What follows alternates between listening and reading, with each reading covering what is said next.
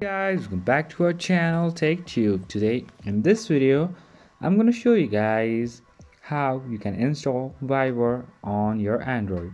So firstly, I'll be teaching you guys a very easy step, so don't worry about anything. If you have any queries, let me know in the comment section down below right away.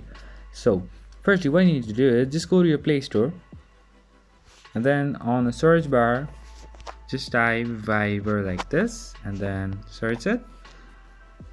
And then the first one, this one which says Rakuten Viber Messenger, just go over there and just press on install, and then it will start installing like this, and let it download for a while.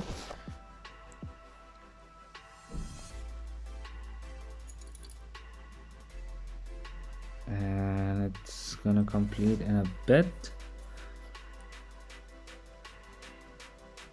So it's installing in the final phase and it's almost done. Have some patience, guys. And 3, 2, 1, come on. I guess it's taking a bit.